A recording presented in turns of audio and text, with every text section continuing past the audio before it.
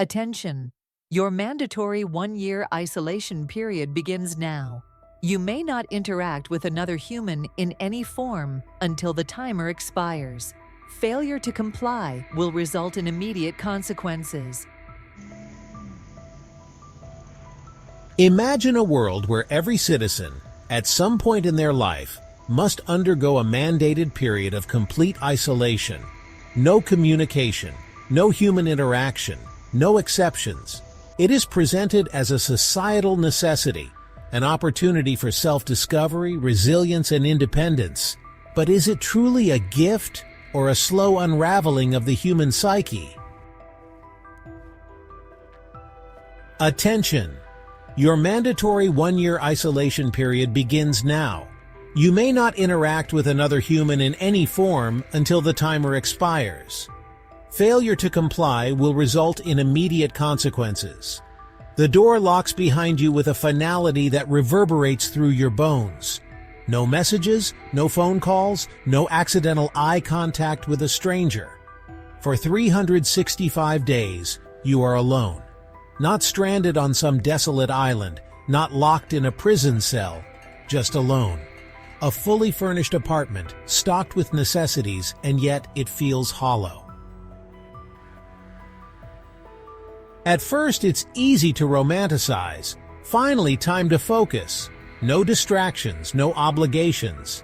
Some see it as an opportunity for self-improvement. Learn a new skill, write a book, meditate for hours. But self-improvement assumes a self remains intact. Time stretches unnaturally when there's no one to measure it against. The first weeks are tolerable. The silence feels unnatural but manageable. You hum just to hear a voice. You read aloud, laughing at how absurd it sounds to talk with no one listening. But then, something shifts. Your thoughts, once a quiet stream, become a flood. Memories, conversations from years ago, random faces, all uninvited guests in the house of your mind. The brain, deprived of external stimulation, starts to fill the void. You begin speaking to yourself, first as a joke, then as a habit. By month 3, your reflection in the mirror is no longer just a reflection. It's someone else, someone to talk to. The human mind is not meant for prolonged solitude. It craves companionship, even if it must invent it. You sleep at strange hours, waking up disoriented. The sun moves, but you stop caring. Did you eat today? Or was that yesterday?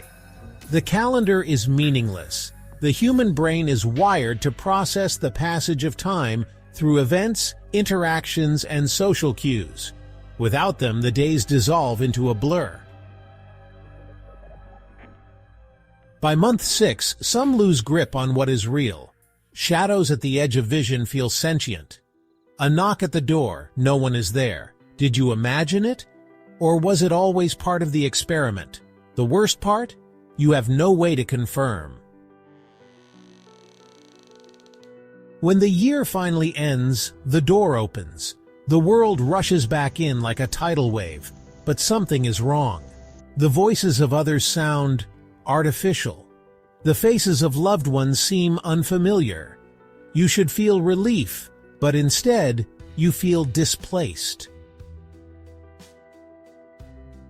You were waiting for this moment, but now, the presence of others is suffocating.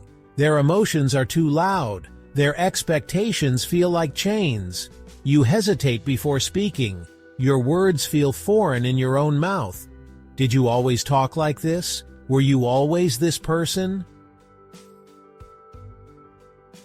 A quiet dread settles in. What if the hardest part wasn't being alone? What if the hardest part is going back to a world that no longer feels real? Some who exit their isolation beg to return. Others whisper that they were never truly alone. No one speaks of the shadows that appeared in the silence, the voices that answered when no one else could. What if solitude doesn't reveal who you are, but instead, what has always been waiting inside you? Would you take the experiment?